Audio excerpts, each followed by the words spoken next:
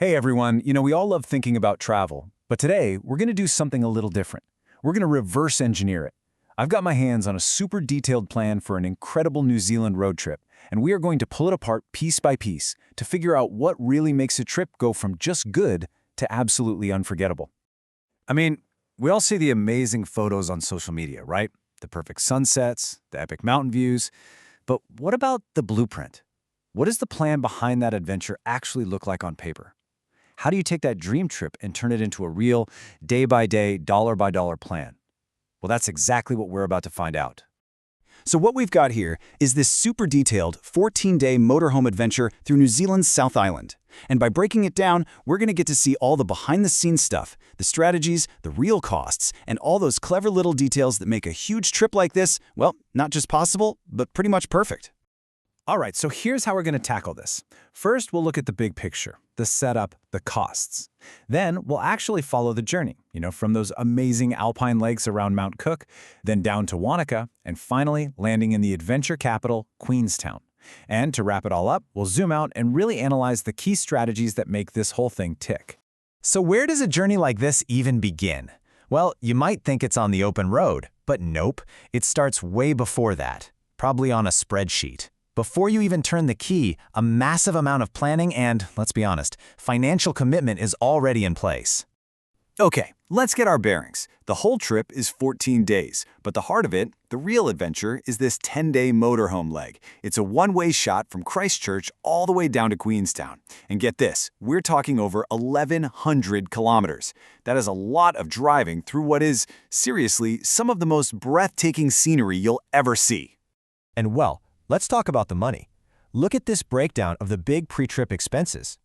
A huge chunk of the budget is spent months before the trip even starts. The motorhome rental and the flights alone make up almost all of it. That's a serious commitment locked in before a single suitcase is packed. But, that's what it takes to make a dream trip like this actually happen. All right, enough with the spreadsheets. Let's get on the road. The first leg of the journey takes us out of the city, Christchurch, and plunges us deep into the heart of the Southern Alps. So day one, the rubber finally hits the road. You pick up the motorhome in Christchurch, and the first big destination is that iconic, unbelievably blue Lake Tekapo. That's a pretty solid drive for day one, 223 kilometers. And check this out. Notice the choice of accommodation, a powered campsite. This is smart.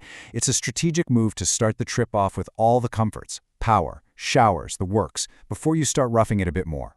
And this little note from the planner, it says it all, doesn't it? Get an early start. This isn't just a schedule, it's a game plan. The thinking here is all about efficiency right from the get-go, just to make sure they get to Tekapo with plenty of daylight to actually enjoy the place. Okay, so for the next 3 days, the pace changes. The itinerary slows way down and really zooms in on one of New Zealand's absolute treasures, a Rocky or Mount Cook. And honestly, this is where the planning starts to get really clever. Just look at how this is paced. Instead of one massive, tiring drive, the plan breaks it down into these short, strategic little jumps. Each move is designed to get them a little bit closer to the main event, which is that epic Hooker Valley trek. And notice the campsites. They use a free one, then a basic government-run one, a DOC site. The idea is to cut costs while getting as close as possible to the trailheads. It's all about being in the right place at the right time. And this is just brilliant. The planner is literally thinking about how tired they're going to be after a big hike. By scheduling a tiny 24-kilometer drive on day 4, they're building recovery time right into the plan.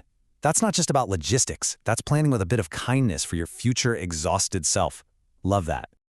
Okay, so with Mount Cook in the rearview mirror, it's time to keep heading south. The next big target on the map is the awesome town of Wanaka.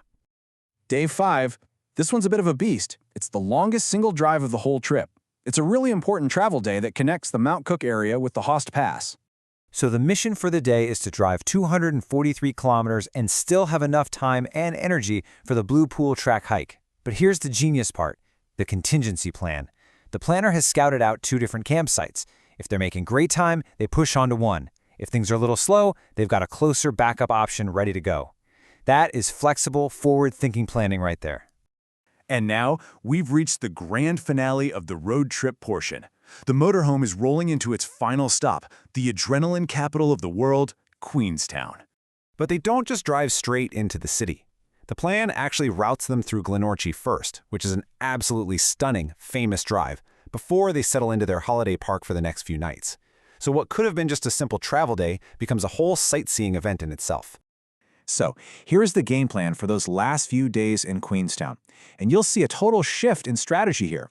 The motorhome basically becomes a stationary base camp at a powered site. Day 8 is all about exploring Queenstown itself. Day 9 is this massive 13-hour day tour to Doubtful Sound where they can just relax and let someone else do all the driving. And then Day 10 is all about logistics. Drop off the vehicle, get to the airport, done. Okay, so we've followed the journey day by day. Now let's zoom out and really look at the big picture strategies. What are the key takeaways we can all learn from this? What makes this plan work so incredibly well? First off, the campsite strategy is just a masterclass. They use those full facility, powered sites when comfort and logistics are key, like the first night, after that huge hike, and when they're based in the city. But then they switch to the cheaper, more basic DOC sites when the only goal is to be right next to nature, ready for the next day's adventure. It's this perfect mix of comfort when you need it and convenience when you don't. And when you look at it all laid out like this, you can really see the rhythm of the trip. There's a big drive to a key area, then a few days of deep exploration with really short drives, then another big push to the next spot, and finally, that base camp phase. This is not a random wander. It's a carefully choreographed dance across the entire South Island.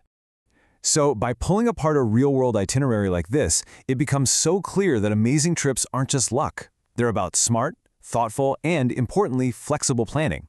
It's all about knowing when to drive hard, when to rest up, and always having a plan B. So, looking at this blueprint, the only real question left is, what pieces of this will you use to build your own next great adventure?